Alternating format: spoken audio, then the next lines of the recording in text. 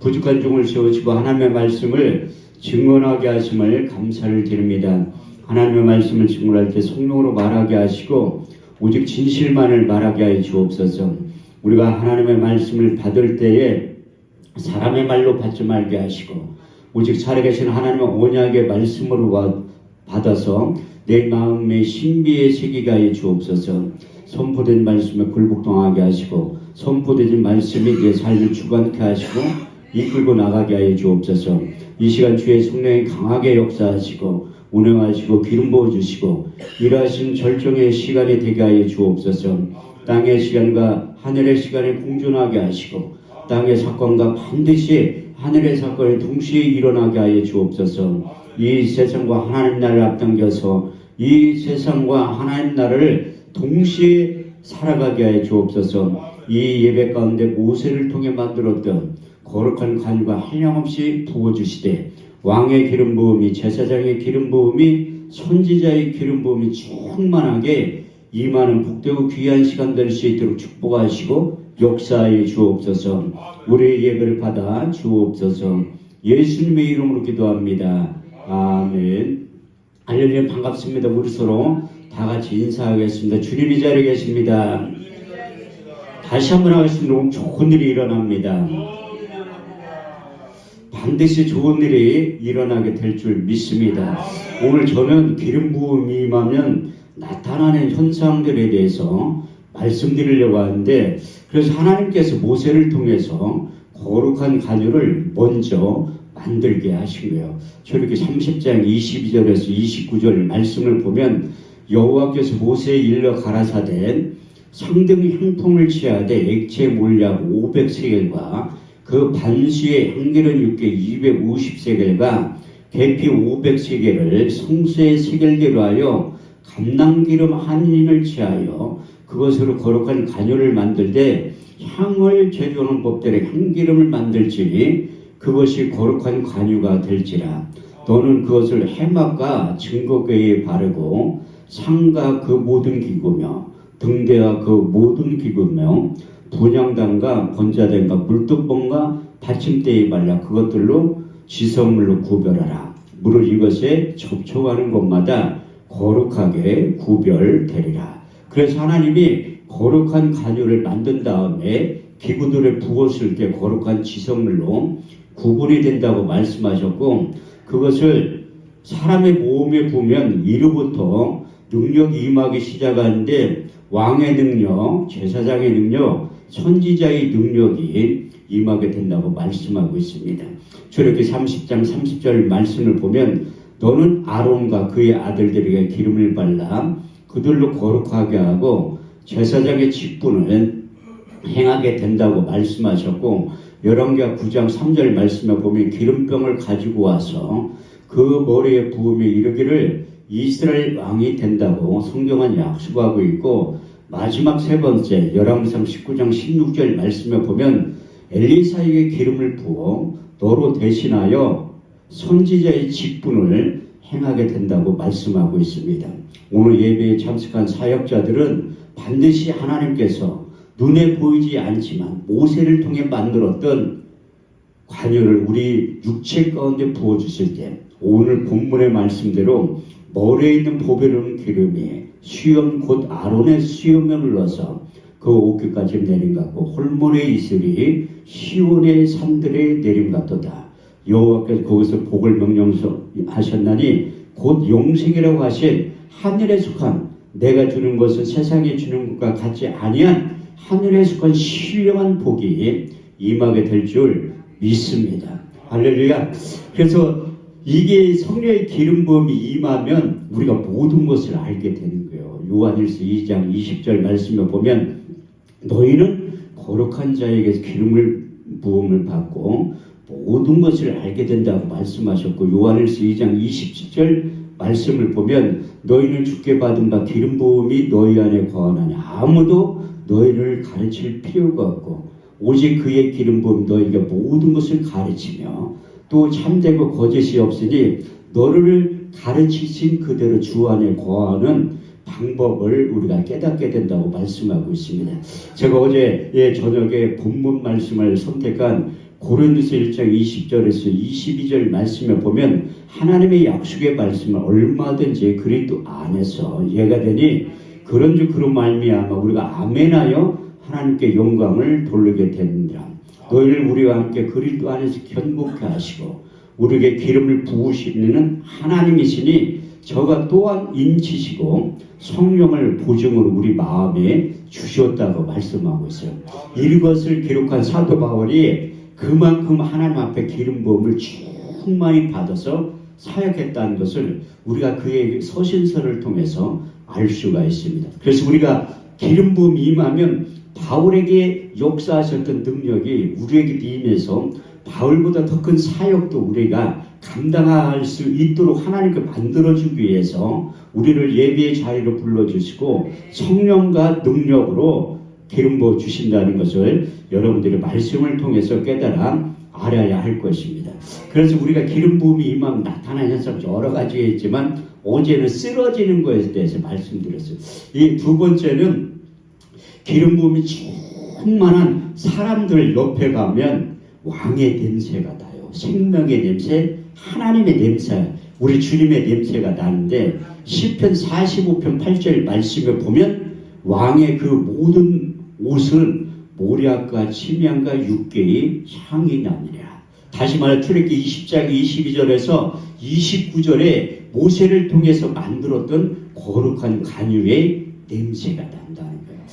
바울도 너희가 기름 부음이 충만하면 이제 고린도서 2장 15절에서 16절 말씀에 이런 그리스도의 향기가 난다고 기록하고 있어요.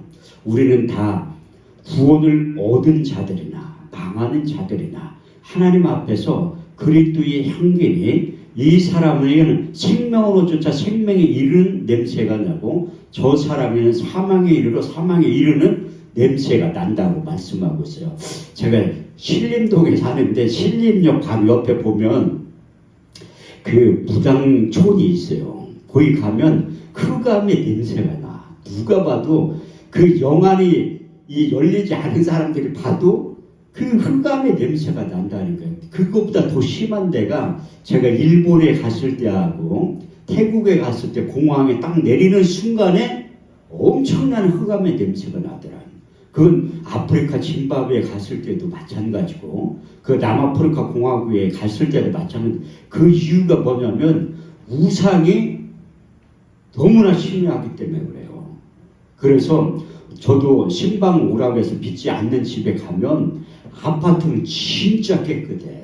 옷은 명품을 걸치고 있어도 그 안에 예수가 없기 때문에 흑암의 냄새가 나는 거예요. 근데 초라한 집에 가도 예수 믿는 사람, 그들의 육체가 하나님의 성전인 사람들, 다시 말해 고린도전서 3장 16절에 17절 말씀대로 기름 부음이 충만한 사람들은 너희가 하나님의 성전인 것과 하나님의 성령이 너희 안에 거하시는 것을 너희가 알지 못하느냐.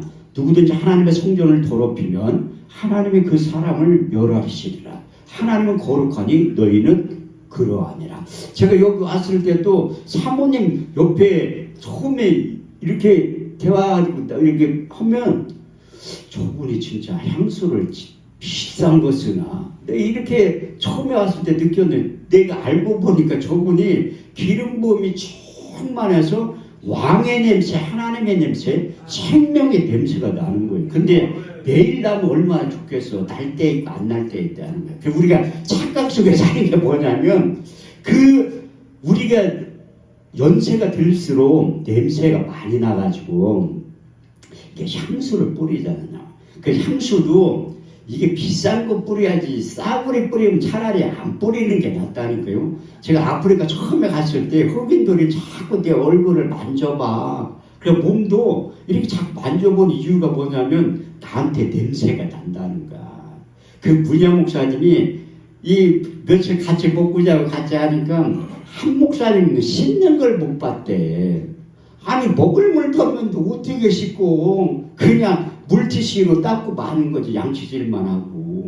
나는 그때 참 물이 귀하다는 걸 한번 대한민국이 너무 축복받은 나라는 걸 거기 와서 깨달았다니까요. 물 아이들이요 한 3시간 4시간 걸어가서 귀로 와. 그거 가지고 목욕, 아니, 그 달 하나에다 갖고 목욕하라 하는데 목욕을 어떻게 먹을 물도 없는데. 내가 그 처음 가니까 문야 목사님이 주스를 한 잔 따라주더라고요. 거기는 그 오렌지 원액을 물에 타서 먹는 거예요. 그런데 선교사님한테 발 툭툭 치면 먹지 마. 큰일 나. 콜레라 그래가지고. 그런데 처음 갔는데 한 모을 수가 없잖아요. 그 믿음으로 먹은 거예요. 믿는 지론에 따른 5가지가 있잖아요. 무슨 독을 마실지라도 해를 받지 아니하며. 그 처음에는 한 잔 먹었는데 좀 지내다 보니까 내 믿음이 약해졌어. 그래가지고 주스를 또 타서 주는데 안 먹는다고. 속이 안 좋아서 못 먹는다. 먹으면 콜레라 걸린다니까요, 진짜로. 그래서 그 흑인들에도 냄새가 무지하게 많이 나. 제가 3번째 갔다 올 때 여수에 집회가 있어가지고 인천공항에서 집사람한테 옷을 가지고 오라고 해서 김포공항까지 가서 비행기를 타고 여수로 내려간 적이 있어요. 샤워도 못했잖아. 비행기 딱 탔는데 내 옆에서 다 도망가. 이게 노숙자 냄새도 아니고 엄청난 그 흑인 냄새, 특유의 냄새가 있어요. 한 달 동안 지금 이게 내가 그 여수에 가가지고 교회 딱 가니까 담임 목사님 이게 무슨 냄새니? 빨리 샤워해도 이게 안 씻어져. 이게 몸에 배겨가지고 안 씻어진다니까. 근데 저는 그때 갔다 오면 느끼면서 하나님 나도 왕의 냄새, 하나님의 냄새, 생명의 냄새가 나게 해주세요. 제가 일어나면 매 지금도 하는 게 있어요.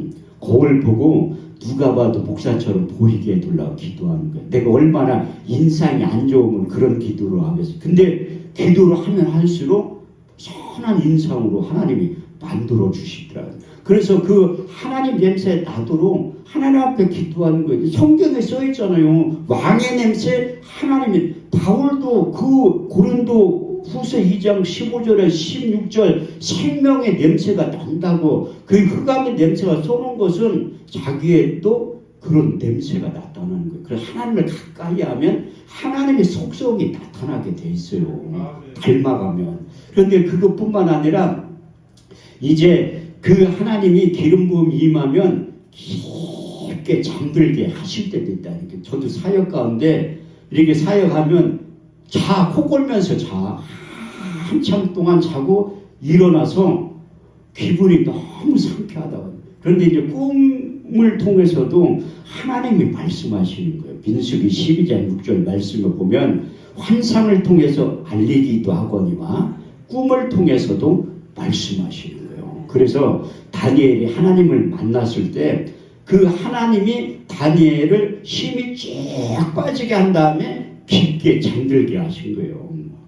다니엘서 10장 7절에 9절 말씀을 보면 이 큰 이상을 나 다니엘이 홀로 보았고 나와 같이 한 사람들을 보지 못하였어도 그들은 크게 두려워하여 도망하여 숨었느니라. 이 큰 이상을 나 다니엘이 홀로 볼 때에 내 몸에서 힘이 빠졌고 내 아름다운 빛이 변하여 썩은 듯 하고 땅에 꼬꾸러져 깊게 잠들게 만드셨다고 말씀하고 있습니다. 그게 다 이유가 있다는 거예요. 왜 욥기서 33장 15절 말씀에도 사람이 침상에서 졸며 깊이 잠들 때에나 꿈과 이상 중에 사람의 길을 확 여시고 말씀하신다고 써 있어요. 제가 이 꿈 얘기 여러 가지가 있지만 제가 처음 개척할 때 우리 장인어른에 대해서 내 간증을 하려고 해요. 처갓집 식구들은 내가 별로 안 좋아가지고 간증을 안 하는. 내가 왜 처갓집 식구들 안 좋아하냐면 신학교 1학년 때 인사하러 갔는데 내가 우리 집사람이 결혼한다고 하니까 집사람이 좀 26살에 결혼했거든요. 그런데 시집을 안 간다고 하니까 빨리 가라고 해도 안 가. 그런데 내가 갑자기 나를 만나가지고 결혼한다고 하니까 처제들이 깜짝 놀랐대. 형부 될 사람이 키도 크고 잘생기고 돈도 많은 줄 알았대. 언니가 시집 안 간다고 하는데 간다. 내가 딱 가니까 신학교 1학년짜리 가는데 뭐 얼굴도 새그만하지, 키도 작지, 학생이지. 내가 인사하는데 장인하고 장모님은 고개를 확 돌려. 그 서운한 감정이 지금까지 있다니까요. 그분이 이제 돌아가셨으니까 지금 없지만 옛날에 그게 결혼하고서도 한 10년은 가더라고. 그 서운한 감정이. 그래서 저도 딸을 키우고 있지만 딸이 마음에 들으면 오면 나는 다 반대 안 한다는 그 시집을 안 가려고 해서 망청이지. 근데 거기에서 우리 장인이 환경사업을 하신 거예요. 거기 환경사업. 환경사업 뭐냐면 리아가 끌고 고물장사를 하셨다는 거야. 어차피 고물장사보다 환경사업 한다는 게 훨씬 낫지. 듣기도 편하고. 그럼 우리 장인어른이 참 그 처갓집이 길동이었던 길동에 있는 65세 여자들을 다 사랑했다는 거야. 그 쉽게 표현하면 바람둥이라는 거야. 아니 장모님은 사랑해야지 왜 남의 여자들을 왜 사랑해? 그런데 사교성이 좋고 너무 잘생겼어요. 장인은 바람 피는 게 아니라 여자들이 그렇게 붙어. 그러니까 장인어른 환경사업을 하다 보니까 친하게 지나잖아. 나는 장인어른 바람핀 사람이 아니에요. 그런데 장모님이 그렇게 얘기를 하니까 나도 처음에 그런 줄 알았어. 내가 장인어른 이런 거 니아까 끌고 몇 번 따라다녀 봤다니까 진짜인 거 아니고 확인해 볼래? 아니요. 아니라니까요. 그래서 이게 남녀간에는 오해도 많이 봐도 보고 들은 거 자기가 알지 않고서는 얘기하면 안 된다니까요. 그래서 장인어른이 폐암 말기가 된 거야 병원에서. 그런데 신방 가면 빨리 죽게 해달라 기도해요. 믿음 없는 처제하고 장모님은 뭐 기도를 그렇게 하니. 빨리 죽게 기도. 빨리 죽는 게 복이에요. 어차피 못 고치는 분은. 내 감동이 안 오는데 낫는다는 그래 빨리 죽게. 그게 우리 장인어른 복이야. 그 위에 몇 번 가지도 않은데 세례를 3번이나 받았어. 동네에 있는 목사님들이 와가지고. 그래가지고 그 빨리 죽게 해달라니까 장모님 승진을 내더라고. 그런데 내가 또 얘기를 했지. 우리 연수가 70이요 강건은 80일지라도 그 연수의 자랑은 수고와 슬픔 신속히 따라가게 된다. 그래서 장인어른 75세 때 돌아가셨으니까 그래서 아니 빨리 죽는 것도 복이라니까. 죽음을 통해서 또 다른 출생이 기다리고 있는 거예요. 여러분들 오래 살 것 같지만 한 번 죽는 것은 사람에게 정하시는 그 위에는 심판이 기다리고 있다고 했는데 그런데 장인어른 빨리 고통 없게 죽게 해달라는데 그 기도가 돌아가실 때 폐암이 엄청나게 고통스러운 거예요. 그 몰핀 맞아야 돼요. 통증이 너무 심해. 그럼 그 통증이 없어졌다니까. 그럼 우리 장인어른이 유언을 하는 거야. 내가 죽으면 돈 저금 해놓은 거에 중에서 금천리를 1000만 원 주라는 거야. 교회 개척할 때. 내가 고맙다고 했죠. 근데 이제 장인어른이 돌아가시고 내가 그 형제들이 있을 때 다 얘기를 하고 장모님 앉혀있고 장인어른 생전에 나한테 유언을 했는데 교회 개척할 때 1000만 원 주기로 했다. 그때는 장례식장에서는 반대하는 사람 한 명도 없더라고. 나는 그때 돈 준다가 얼른 갖고 와야 되는데 내 교회 계약을 하고 좀 있다가 돈을 가지러 가려고 했던 거예요. 그래서 그 계약을 하고서 그 장모님한테 집사람 시켜가지고 그 1000만 원 돌라고 하니까 전화기 속에서 막 욕을 하는 거야. 야, 이 무엇이냐 하면서 네 아버지가 그렇게 힘들게 벌은 돈을 왜 가져와? 내 전화기 빼줘서 그랬어요. 나 그 돈 필요 없다고. 그랬더니 안 준대. 알았다고. 새벽에 전화 왔어요. 장모님한테. 욥기서 7장 14절 말씀에 보면 하나님이 꿈으로 깜짝 놀래킨다는 거야. 장모님이 한숨도 못 잤대. 꿈자리가 뒤숭숭해가지고. 그래서 새벽에 전화 왔어요. 집사람한테. 이거 장모님 돈 빨리 가져가라고. 그런데 가서 1000만 원 갖고 왔다니까요. 하나님 일하는 방법도 여러 가지라니까요. 그리고 또 한 가지가 뭐냐면 제가 신림 8동으로 이사 가가지고 저녁 기도했는데 인천에 집회를 하러 간 거예요. 그런데 어떤 분이 나한테 찾아오더니 목사님 기도하면 낫냐. 이거 당연히 낫죠. 나는 믿음이 있는 목사라니까요. 내가 병을 고치는 게 아니라 하나님이 고친다고 얘기했는데 당연히 낫는다니까. 집회 끝나면 자기 조카 부부가 있는데 우울증이 너무 심하다는 거야. 정상적인 생활이 안 된대. 그 신방을 한번 가자고 하더라니. 그래 가죠. 그럼 성경에 이게 치의 기름 부음 안에 마음이 상한 자를 고쳐요. 요즘 우울증, 조울증이 얼마나 많은데 그 신경정신과 가면 옛날에는 숨어서 갔잖아요.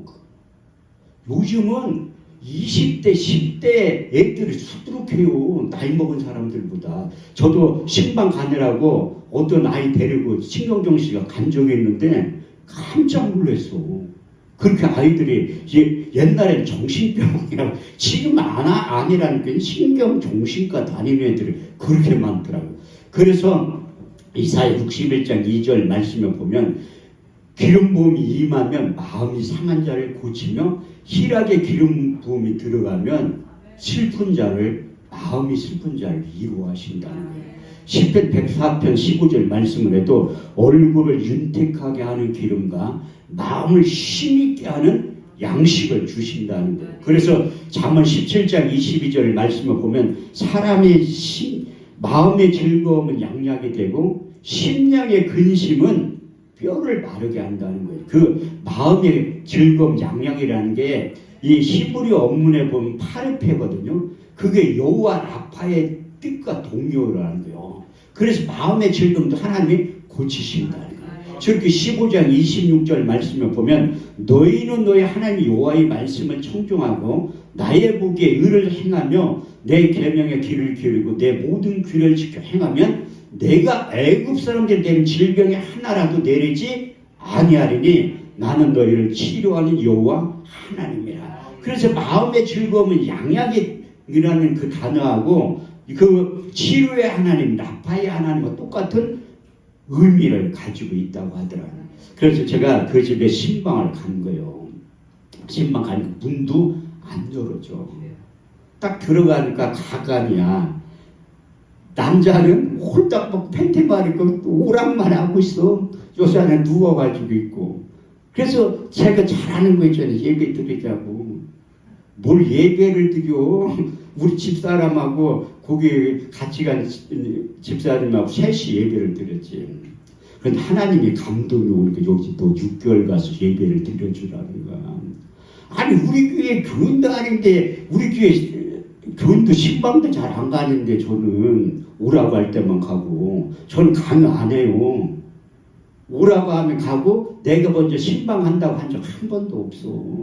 그런데 하나님이 하라고 하니까 해야지.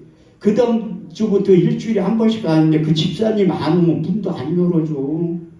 그래서 그 앞에서 집사람하고 현관에서 기도하고 가고 그래서 6개월 하나님과 약속해 주니까 매주 갔다니까요. 근데 내가 그 집사님한테 전화를 해서 문 안 열어주니까 매주 오라고 시간을 정해놓고 간 거예요.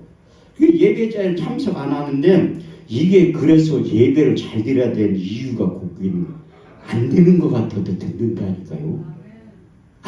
그리고 처음 몇 달 하니까 한 3개월 지나니까 여자분이 예배 자리에 앉더라고. 이렇게 그 고모가 끌어내도 안 앉아요. 이게 고집이 얼마나 센데 우울증 환자들이. 그런데 3개월 지나니까 앉더라고. 그런데 그 신랑도 안 듣는 척 하면서 들어. 그래서 그 하나님의 말씀을 통해서 견고한 신을 무너뜨리는 거예요. 하나님의 말씀은 살았고 운동력이 있어. 좌우의 날선 어떤 것보다 예리하여 혼과 영감이 관절과 골수를 찔러 쪼개기까지 하는 거예요. 그 누가복음 2장 35절 말씀을 보면 칼이 내 마음을 찌를 듯하니 마음에 숨은 것이 드러나는 거예요. 에베소 6장 17절 말씀에 보면 성령의 검, 다시 말해서 하나님의 말씀이 전달돼야지 마음이 찔리고 회개하고 돌아오는 거예요.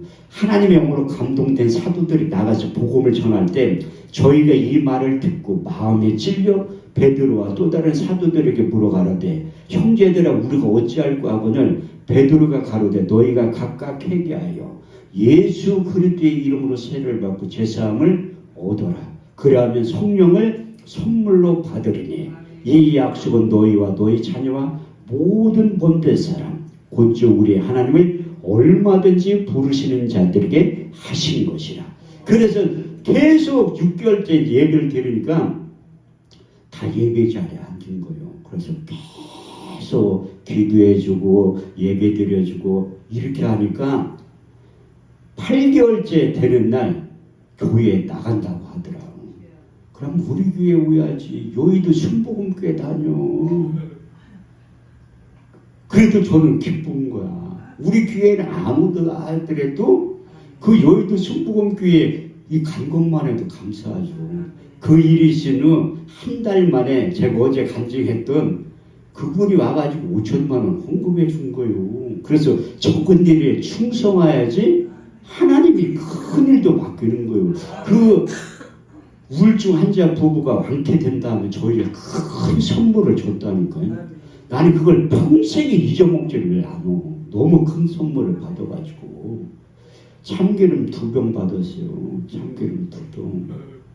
그게 나는 그 영혼이 가족 보고마가 일어났잖아요. 그 자녀들이 2명 있었는데 제 4명이 여의도 순복음교회 내가 관리를 못하니까 조영기 목사님이 섬기는 교회를 보낸 거예요. 여러분들 목회한다 무릎이 안 온다고 걱정할 거 하나도 없어. 내 양이 아니고 주님의 양이고 하나님의 양이기 때문에 관리할 만한 교회를 보내는 거예요. 그래서 걱정할 거 하나도 없다니까.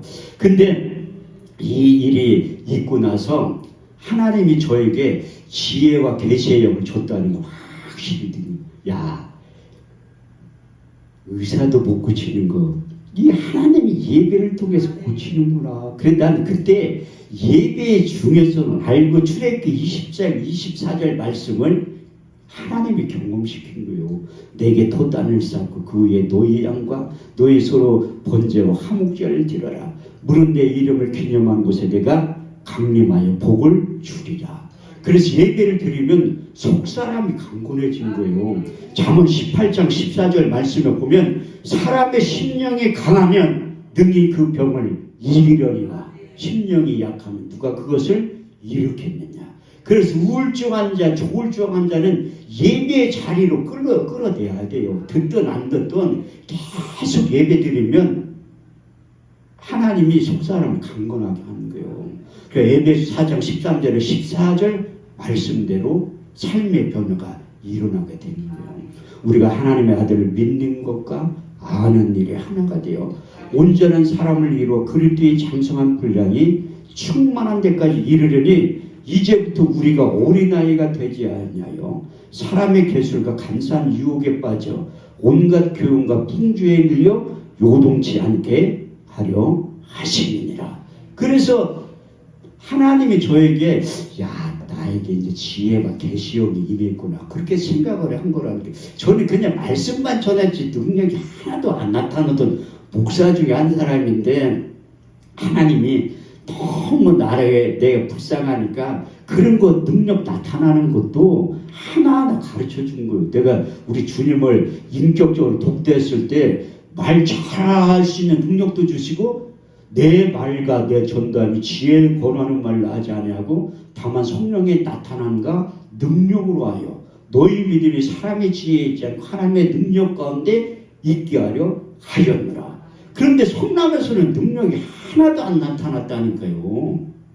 아니 하나님의 말 잘할 수 있는 능력도 주고 성령이 나타난과 능력도 준다고 했는데 안 나타나. 그래도 하나님이 때가 되면 은사도 줘서 쓴다니까요. 에베소 1장 17절에 18절 말씀에 보면 그때 그 말씀이 경험시킨 다음에 지혜와 계시의 영을 받았다는 걸 느낀 거예요. 우리 주 예수 그리스도의 하나님 영광의 아버지께서 지혜와 계시의 정신을 주사 하나님을 알게 하시고 저의 마음의 눈을 밝혀서 부르심의 소망이 무엇인지 깨닫게 된 거예요. 그때 내가 이제 부흥사의 자질이 있구나 느꼈다니까요.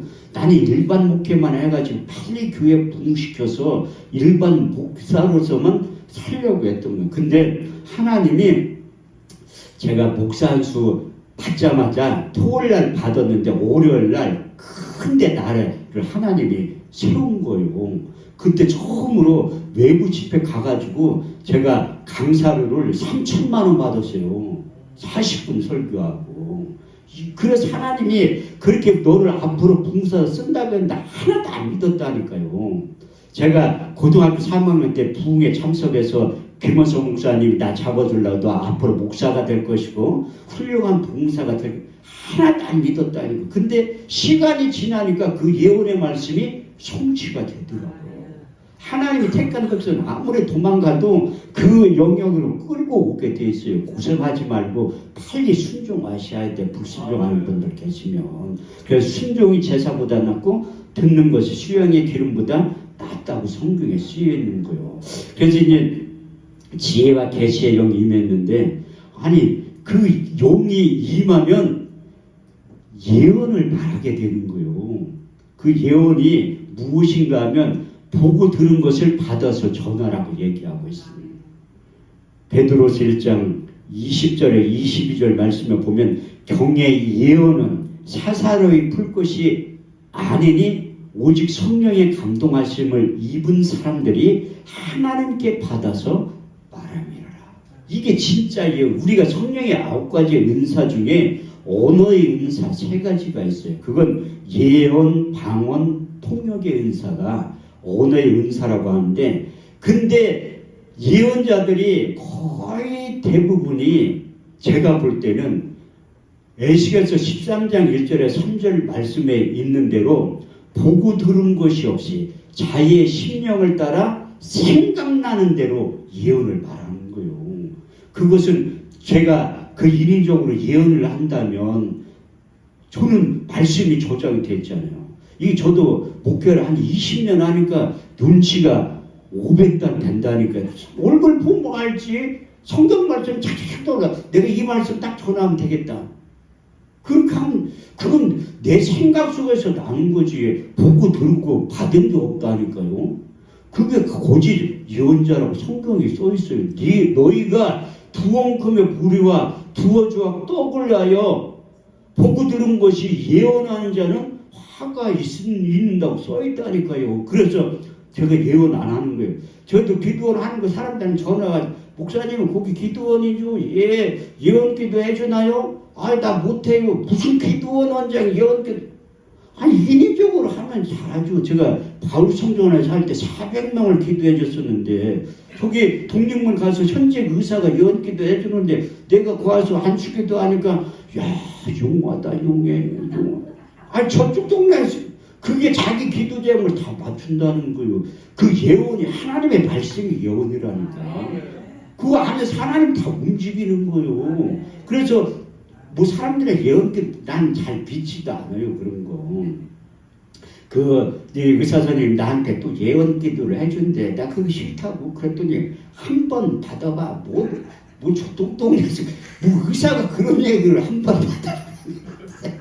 그래서 한 번 해보라 그랬더니 막 방언으로 해야 되는데 뭐 순금등대가 보이고 앞으로 또 그 말은 또 솔깃하대. 그래가지고 그런데 그게 그 사람이 하는 그 예언이 이루어져 갖고 있어요. 난 안 믿어도. 그런데 성경 보니까 또 예언을 별로 싫지 말래. 내가 그래서 그분한테 물어봤어. 이게 하나님께 받은 거냐니까. 진짜로 하나님한테 받은 거. 그럼 진짜죠. 우리가 환상도 꿈도 어떤 분들은 꿈도 이게 하나님께로부터 오면 진짜고 100%거든요. 그런데 우리가 명심해야 할 게 뭐냐면 33.3%밖에 안 되는 거예요. 꿈도 정확도가. 영몽, 하나님께로부터 오는 게 영몽이야. 그건 진짜고 마귀가 주는 꿈이 있어. 그게 사몽이라니까요. 그 분별을 잘해야 된다니까. 또 개꿈이 있어. 잠언서에 보면 생각이 많으면 꿈을 꾼대. 우리가 분별을 잘해야 된다니까. 그래서 성령의 9가지 은사 중에 영분별의 은사가 있는 거예요. 저게 진짜인지 가짜인지 다 분별을 해야 된다니까. 마지막 때에는 미혹하는 영들이 얼마나 많은데. 그래서 근신하게 깨어 있는 거예요. 저게 진짜인지 가짜인지. 그래서 그 하나님이 나에게 지혜, 계시의 영을 준 다음에 이제 내가 하나님 앞에 발전할 수 있는 능력을 받았는데도 능력이 안 나타나니까 그 마태복음 10장 19절에서 20절 말씀을 준 거예요. 우리 원장님하고 사모님하고 권사님하고 조목사가 맨날 설교 직전에 똑같은 기도만 할 20년 동안 계속 하는 기도예요. 뭐 1, 2년 된 게 아니에요. 20년 동안 무엇을 말할까 염려치 말라. 그때 무슨 말할 것을 주시리니 말하는 너희가 아니라 너희 속에서 말씀하시는 자 곧 너희 아버지의 성령이 있어. 내 안에 계신 성령이 말하게 해달라고 기도하고 하는 거라니까요. 그게 왜 그러냐면 말 잘할 수 있는 사람들만 뽑은 게 아니오. 예수님의 12제자들 보면 직업 분포도가 보면 나는 거기에 보면 상류층이야. 근데 그 사람들 불러가지고 말 잘할 수 있는 능력을 준 거요. 먼저 귀신 쫓고 모든 병과 모든 약한 고칠 수 있는 능력을 준 거예요. 그래서 둘씩 짝져서 전도하러 보내면서 말 잘할 수 있는 능력도 준 거야. 그 제자들에게 줬던 능력을 나한테도 준 거라니까. 근데 모세도 하나님이 준 거예요. 그게 예언이야. 출애굽기 4장 10절에 12절 말씀을 보면 모세가 여호와께 구하여 이르기를 본래 나는 말에 능치 못한 자인다. 주께 종에게 명하신 이후에도 그러하니 나는 입이 뻣뻣하고 혀가 둔한 자이다. 여호와께서 그에게 이르시되 누가 사람의 입을 지었느냐 누가 벙어리나 소경이 되게 하였느냐 나 여호와가 아니냐. 이제 가라 내가 내 입에 함께 있어 할 말을 가르치리라. 하나님 할 말을 가르치는 게 그게 예언이라니까요. 예레미야도 말을 또 못한대. 성경에 써있잖아. 예레미야 1장 4절에서 9절 말씀을 보면 내가 복중에 짓기 전에 너를 알았고 태에서 나오기 전에 너를 구별하였고 내가 너를 열방의 선지자로 세웠노라 하시기로 주 여호와여 보소서 나는 슬퍼로소이다. 나는 아이라 말할 줄 알지 못하노라. 여호와께 그에게 이르시되 너는 아이라 하지 말라. 내가 너를 누구에게 보내든지 너는 가며 무엇을 명하든지 그대로 말할지라. 너는 그들을 인하여 두려워하지 말지니라. 내가 너와 함께 있어 너를 구원하니라. 여호와께서 손을 내밀어 내 입에 대시며 이르기를 할 말을 내 입속에 넣어준다는 거예요. 그게 예언이라니까. 하나님 해야 될 말을 입속에 넣어주는 게 능력이 된다는 거예요. 예레미야 5장 14절 말씀을 보면 내 속에 있는 나의 말로 불이 되게 하고 이 백성들을 나무가 되게 하리니 이 불로 그들을 사르게 한다고 말씀하셨고 입속에 넣어준 말이 예레미야 23장 28절 29절 말씀을 보면 나 여호와가 말하노라 몽사를 얻은 선지자는 몽사를 말할 것이요 하나님의 말씀을 받은 자는 성실히 그 말을 전할 것이니라. 겨와 밀을 어떻게 비교하겠느냐. 나 여호와가 말하노라 내 말이 불같지 아니하냐. 반석을 쳐서 부러뜨리는 방망이 같지 아니하냐. 그래서 하나님의 말씀 받아가지고 전할 때 방망이하고 불의 역할을 한다는 거예요. 바울도 그가 가지고 있는 유전적인 지식을 버린 거야. 바울이 말을 얼마나 못했냐면 나보다 훨씬 못했던 것 같아. 아니 성경에 써있잖아요. 바울이 말을 못했다고. 고린도후서 10장 10절 말씀을 보면 그 편지는 중하고 심히 있으나 그 몸으로 대할 때는 말에 시원치 아니하니라. 말을 얼마나 못했으면 성경에 써있어. 말 못했다고 써있는 사람 바울밖에 없어요. 또 본인도 고백을 해. 간증을 한다니까요. 고린도서 11장 6절 말씀에 보면 나는 말에는 조라나 지식에는 그렇지 아니하다고. 설교하다 사람 죽인 사람은 바울밖에 없어요. 누구라고. 나는 한 번도 죽인 적 없다니. 졸교할 수 있는 능력이 있어도 죽인 적 없. 나는 왜 설교하다 사람을 못 죽였냐면 살릴 능력이 없어. 바울은 살릴 능력이 있으니까 사람 죽여도 살리잖아요. 그래서 이 지혜와 계시형이 필요한 거예요. 왜? 요즘은 이 젊은 목사님들이 설교 잘하는 목사님들 얼마나 많은데 어제 그 박재신 목사님 설교는 내가 별로라고 되는데 저분이 설교를 무지하게 잘해요.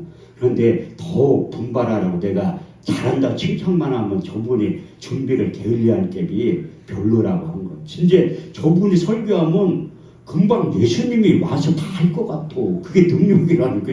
내 설교를 들을 때마다 막 마음이 흥분이 돼.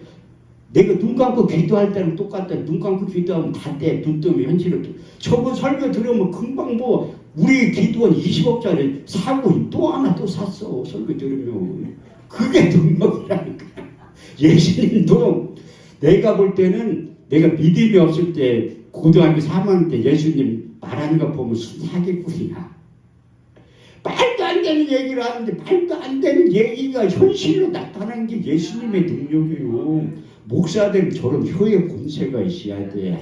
아무것도 없어도 그런 능력이 있어야 된다니까. 저도 어디 가서 이게 치유의 기름 부음이 임하면 하나님 그 병을 다 고쳐주는. 근데 죽는 사람도 있어가지고 너무 괴로워가지고 물어본 거야. 너무 불쌍한 사람도 보면 내가 울면서 기도할 때가 있어요. 남자들 끌어안고 기도하면서 살려달라고. 그런데도 죽어. 내가 얼마나 괴롭겠어요. 하나님, 내가 죽는 것도 하나님의 뜻, 사는 것도 하나님의 뜻을 알려주셨지만 하나님, 이 사람이 낫는지 아는지 알게 좀 해주세요. 그렇게 했는데 알게 해준 게 뭐냐, 머리에 손 댔을 때 손이 쑥 들어가면 나서 100%. 그런데 내가 아무리 불쌍하고 울면서 기도해도 손이 안 들어가면 죽어. 죽는 것도 하나님의 뜻. 그러니까 저한테 그거 안 낫는 거에 대해서 괴로워하지 말라고 하더라고요. 그래서 환자들 오면 최선을 다해서 기도해 주는 거예요. 낫고 안 낫고는 하나님의 영역이기 때문에. 목사로서 그 육신적인 이성으로서는 불쌍한 마음이 있잖아요. 그래도 살려달라고 기도할 수밖에 없어요.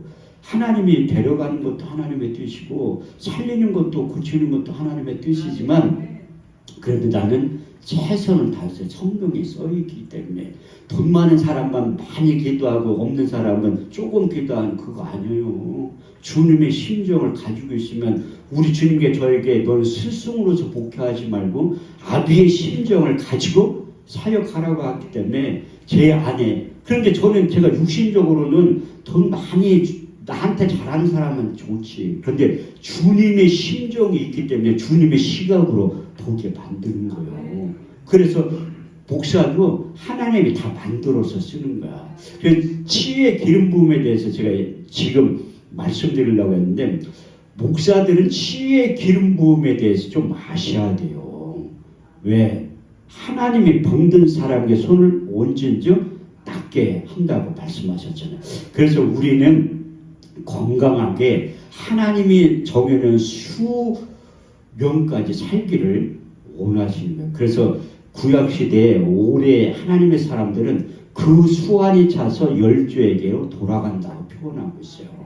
그 수완이 뭐냐면 하나님이 정해놓은 육신의 연대라는 거예요.